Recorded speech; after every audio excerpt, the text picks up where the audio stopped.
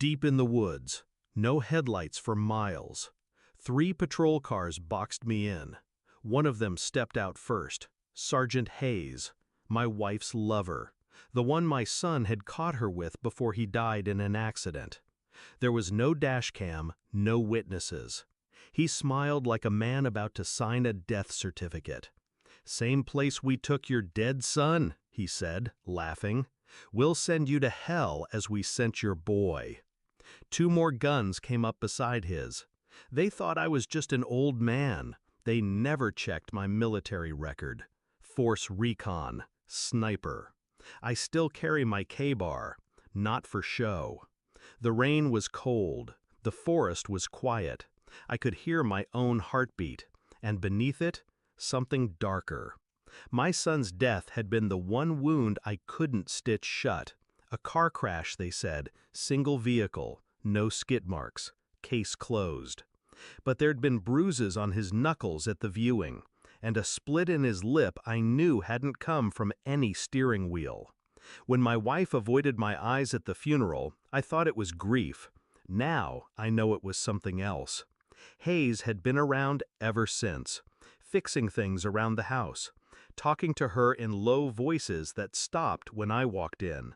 She said he looked out for us because I was gone so much. I'd been naive enough to believe it, or maybe I'd wanted to.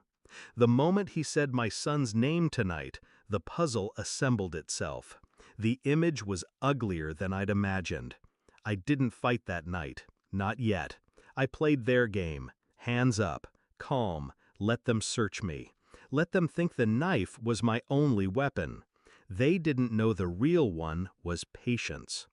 Over the next week, I began to move like a shadow. I pulled my son's case file from an old contact in internal affairs. Parts were missing, statements redacted, the crash photos gone. But I found the tow yard that had handled the wreck. Cash bought me a look. The driver's door had been caved in. The impact angle was wrong for a single vehicle skid. Blood on the passenger side headrest, too high for my boy. I traced the chain. That blood was Hayes. Back home, my wife's phone was exactly where she always left it while she showered. Her passcode hadn't changed. The texts were surgical in their cruelty. Plans, rendezvous, and one message: it's done.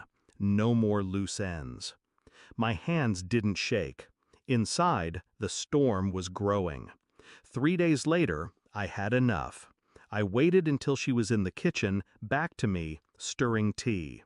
I slid the printed photos of the wreck, the text messages, and Hayes's disciplinary record onto the table.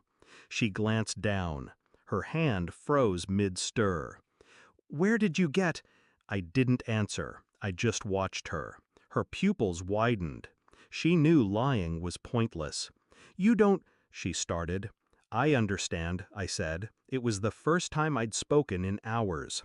"I understand exactly." The quiet between us was worse than shouting. She tried to touch my arm. I stepped back. Her face broke. Mine didn't. I called Hayes that night. Told him I wanted to talk. He suggested the same stretch of woods. When I arrived, he was alone. No badge, no backup. I tossed him an envelope. He caught it, opened it. The color drained from his face. Photos, text transcripts, and a copy of an anonymous tip already sent to the state AG's office. "You son of a—" "You killed my boy," I said. Calm, flat. "No badge will save you now."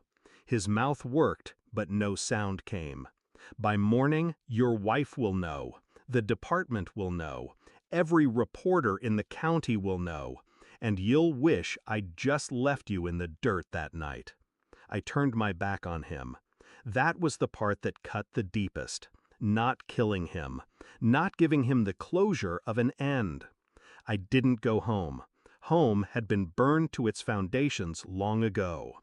Instead, I drove until the road narrowed to gravel and the air smelled like pine. I parked, shut off the engine, and let the silence in.